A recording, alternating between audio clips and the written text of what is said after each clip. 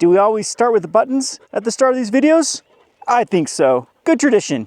Hi there, it is Kevin with Gonro Games out on our nature walk, where I guess I just pick a topic and figure out what to rant about, what to talk about. Today though, this is actually gonna be kind of a positive observation. We have seen a huge influx of accessory orders, not just on the online side of things, but locally. And I think this is reminiscent of a time when Magic was super, super hot. During the, I would say, the Return to Ravnica all the way through Konzertark here days. This is what it's really reminding me of. So how I'm gonna loop this back in is, like, I've talked over and over about the kind of $1,000,000 question of where we're going. Are we going into the Lord of the Rings era, where we just have a lot of speculation and a lot of collectors, and there wasn't a lot of other purchases except for Lord of the Rings Chasing the One Ring, so we didn't see like sleeves and deck boxes and accessories and other TCGs really go crazy? Or are we going into kind of another golden age of TCGs where you'll start to see the other supplementary product also follow suit with the sales of the card games? And so I guess that's the topic today, is that's what I'm starting to see. So a little bit of history going back into the Return to Ravnica and Tarkir. Maybe not numbers by numbers, of course, TCGs are so much bigger than they were during that time period. But what we saw during Return to Ravnica was a massive growth, percentage-wise, of how many people had entered into Magic the Gathering and other TCGs. And it led to just a runaway in singles. Like, singles was one of the first markets that actually started going nuts.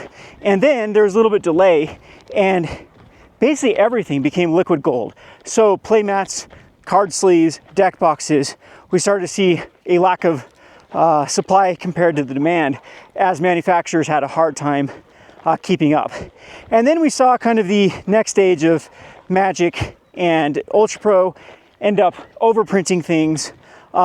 We had some companies actually go under during that time period. We used to have some other competitors like Ultra Pro. And of course, we actually had a lot of other things like Gamegenic, Ultimate Guard, Dex Protection. Like, those things did increase. But it just, to me, it seems like the overall vibe, is that a word I can say? Ask a Zoomer if that's a good thing. Was just crazy. With, like, we'd go to conventions and to be represented by more than just like vendors selling Magic cards.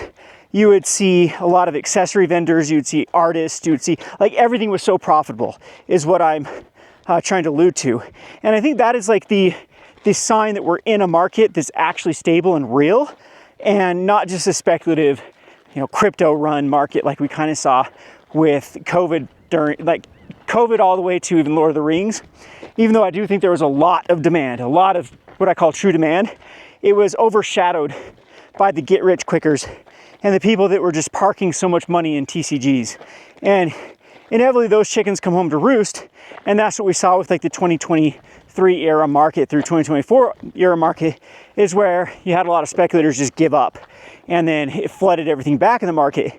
And the whole thing was, it gave a big miss signal to manufacturers like Ultimate Guard and Ultra Pro, to where they actually scaled way back. They started to go on the conservative end of things. So one of the business practices that changed during that time period is Ultra Pro used to print a lot, and they would be available at distribution level for quite some time.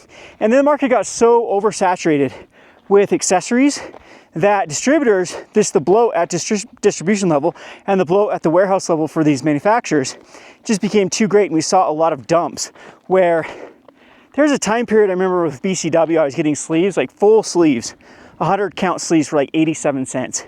It was nuts. Like, I understand there was a lot of products that were lackluster. TCG still hadn't got their formulas down, their sizing down, and as I said before, it was just a super cutthroat and competitive environment where there were so many different accessory companies that were popping out of nowhere.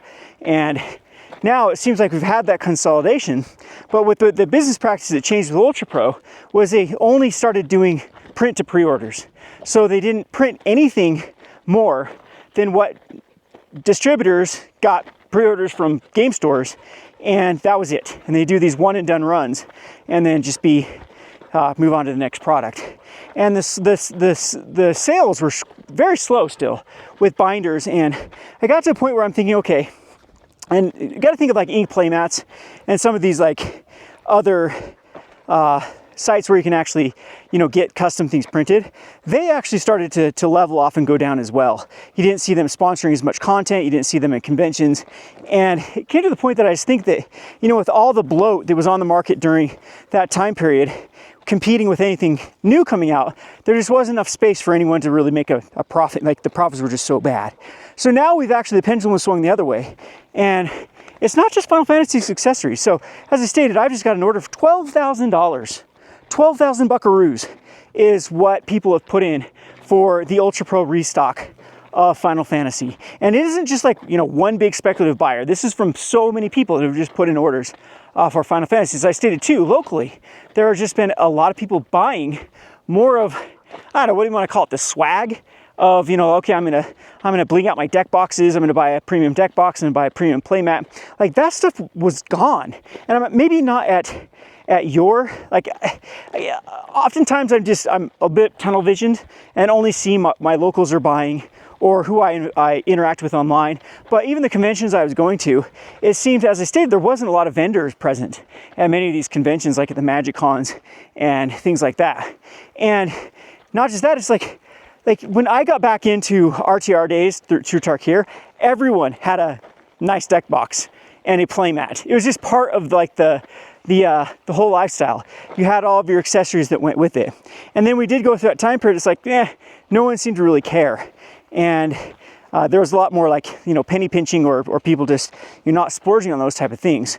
And so I think, as I stated earlier, this is a good indicator of a market that's super, super actually hot from true demand when you start to see these accessories also peak and go up in price and become scarce, because speculators are not touching Ultra Pro accessories. Like, it's not a market that the crypto bros have moved into yet. I mean, it's just not, it's something you'd have to know. You'd have to have some real world experiences with how these products move, where to sell them.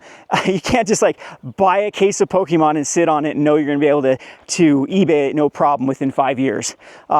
Accessories are rough. They have a lot more variables.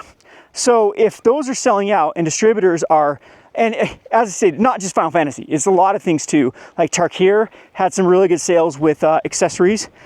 That's showing me that this market is real and it's hot, which is very exciting. As other TCGs start to go up too, we have some, I need to do a barometer update for the games that where I judge where they're doing, because I think I definitely make some changes from my June one. And I don't know if I probably would put, I think at this point we have to put Magic as, you know, kind of the big winner. I know that people have still think that Pokemon is just, you know, gobbling up everything, and it still kind of is. But I think that Pokemon is now kind of eclipsed its peak and is starting to either level off or go down. But Magic, we don't know where it's going to settle. And now with the accessory reprints from Ultra Pro, and just, I was expecting at this point a lot of just distributor dumps. And I know some Amazon dumps have happened with Aether Drift, and we're probably going to see more of that happen because, I mean, Wizards is still pretty tone deaf. They don't know how to manage their supply and demand. And I still don't understand why Wizards just doesn't go into the warehousing business, where I think it'd be super profitable for them just to be able to sit on things and not have to do reprints of things. Or even if they do, they know it's going to be worth money if they manage their inventory properly. And my biggest problem with Wizards, their reprint policy is so stupid. I still look at some of these Final Fantasies and like, don't you think they should have just created a new card for like Sephiroth rather than making Atraxa again when Atraxa's still in a standard legal set? That just like killed their ability to actually sell that set now. So like just competing with themselves, it makes no sense if I was Wizards just to throw that out. Is the appeal of like a Sephiroth skinned Atraxa like that much of an appeal that it will actually sell packs over like a new card at the cost of you know, killing the March Machines or whatever? It's March Machines, right? Frexnall one? I can't remember what set it came with, that Atraxa came out of. But anyway, yeah. If I were Wizards though, like being more of a Pokemon where you're like, okay, these are going to go up in price in a few years, let's just trickle them into distribution and go in kind of the warehousing business. I think that'd be a lot smarter of move. Anyway, I'm really getting off on tangents here though. So anyway, I thought it's quite exciting though that I haven't really even touched accessories for years now because of what a toxic asset they were. Like if I overordered accessories, there's no way for me to move them. There was no profit margins, like you just lose money at that point. And they take a lot of space. They're hard to ship. They don't have the greatest demand. You have to find a buyer that's particularly looking for a particular thing. But now we're seeing some crazy margins. So one of the things we've made a pretty penny on is discontinued Dragon Shield sleeves. So we're actually cleaning out the store and we found a Dragon Shield slate, so a slate mat that had fallen behind, and just put it up and it sold. Like immediately, like sells for like 35 bucks. I'm like, geez, that wasn't that long ago in the scope of things when we think about like returns you get on investment of, you know, buying a Dragon Shield slate for $7 and being able to sell it for 35. And again, I know you can't rely on that. I know in a scalable like operation, you can't rely on being able to sell like 100 slate Dragon Shields, but it's insane to me how this accessory market is actually just super hot and probably underutilized. As I say, like everyone, their dog probably got into sealed cases, especially Pokemon, where you have some very worrisome things, in my opinion, in the future, where a lot of these sealed cases I know are just gonna go back on the market. Just the amount of surging spark through Destined Rivals that exists in the sealed form. I think that, I know people are expecting like an Evolving Skies, but I think that the scenario of just having a stagnant, you know, like $200 to $300 booster box price is probably more realistic in the next couple of years. And then what will happen is we'll probably take another Pokemon event where Pokemon's super cold, and then everyone just dumps everything, and you get that opportunity to buy a Pokemon box for super cheap again, and then we'll go through. That will cause, in my opinion, that's a more likely scenario for that to happen. But if we still stay with this sort of like steady hot market, like I think that the Pokemon is just going to continue to, you know, outdo themselves with every set release, and that's going to be pretty hard for those boxes to have like another Evolving Skies type event. Anyway, yeah, I'm way off on tangent here, so you can see we're back on our beautiful walk. I know people don't want to see my ugly face and want to see the dogs more, so we're missing a dog. I'm sure we'll find a dog, and it is hot here.